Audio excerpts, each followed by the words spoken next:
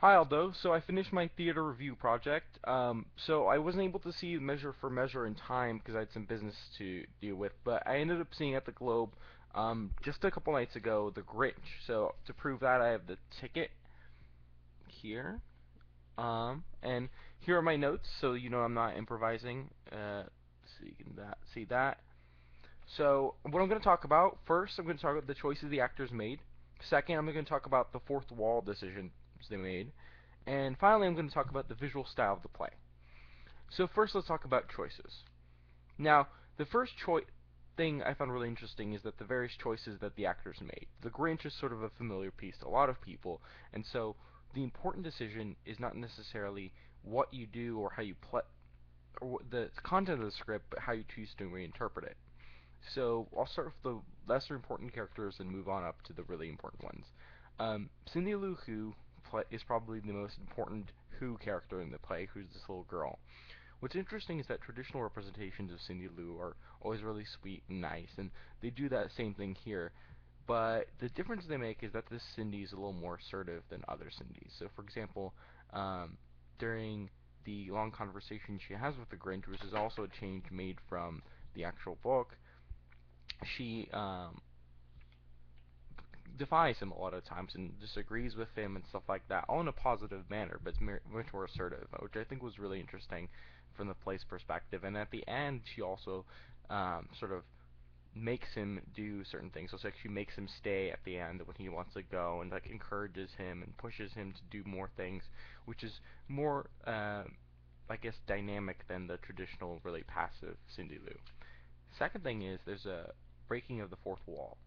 So what you see is, oh sorry, second thing, I'm mixing up with the order. A second person whose choices are interesting is Max. So Max is the loyal, faithful hound of the Grinch, and what I find really interesting from the guy is that he, so he's played actually by two people. There's like the young one who's actually happening in real time, and the second one is that they use like this older version of him to represent like his future self narrating the script, which lets you get access to like the narration of the story and stuff like that. What I thought was really cool was that they play Max as being clearly like um, loving Christmas and stuff like that, but also torn between the loyalty to his master and the desire to celebrate Christmas and be happy.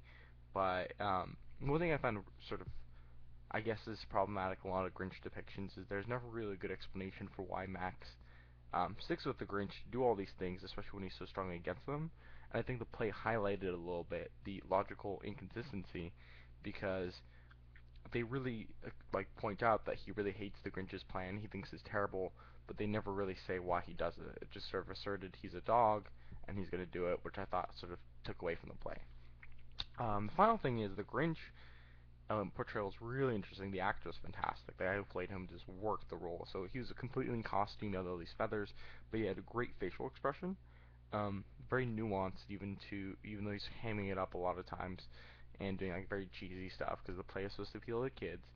Um, but what's interesting is that he plays the Grinch in a very showman-like manner. So it's like a lot of bold gestures and smiles and like joking and messing around. And he's not a Grinch who's like miserable all the time. He's a Grinch who's very flamboyant and can take a joke and is kind of like almost enjoys his deviousness more than like the traditional Grinches, but they're very quiet, angry type. Um, Very showman-like. I thought it was funny. So going on to the second thing, part of that showmanship and funniness came from the fact that there's the breaking of the fourth wall. In fact, that happened a lot. I don't know if this is common in modern theater or because I haven't seen that many plays, but I sort of came in expecting them just to, do the story and pretend like it's an actual movie or something like that, right? But there are a lot of these moments where they make little side jokes or references. There were pop culture references throughout the piece, which I thought were really interesting.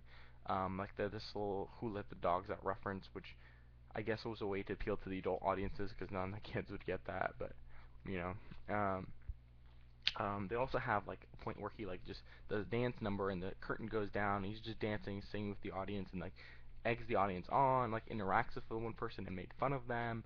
At one point flirted with somebody's wife or girlfriend or something, which is interesting. So I think that that was actually really added to the show because for a lot of folks who, again, I think going into this, they have the expectation to feel some familiarity with the story, so they're trying to find ways to add to it, and ways to make this stand out from seeing like a classical like movie depiction of the Grinch. We've all read the story, we've watched the TV show. The way you can add to it is by creating some audience interaction, which was cool. The last thing was the visual style. So like I get all actors. This is I guess less an acting choice and more like a theatrical choice. But when you have to like reinterpret and do a stage, you have to sort of pick out how you're gonna do it. A lot of depictions of Grinch I've seen have tried to make it like fantastical, but at least somewhat realistic, or like create a new, different style. What was interesting is that even though they're all people, the clothing they wore and all the objects were drawn in a very two-dimensional style, literally the same art style from the book, which I thought was really interesting. So you'd see like the Grinch, who's a person interacting with like this clearly drawn uh, fake Dr. Seuss style like ham or stuff like that, or the background would be taken straight from the book and stuff like that. I think that created like a really good fantastical element to it, and sort of lent to the whole theme of the show, which was this like we're clearly putting on a story, where we're putting on a story, but we want to make it interesting and entertaining. So yeah, overall I'd rate the play as being really cool. If I had more money, I would go to see more, but I probably will in the future. I'd so yeah, that's my theater review. Thank you.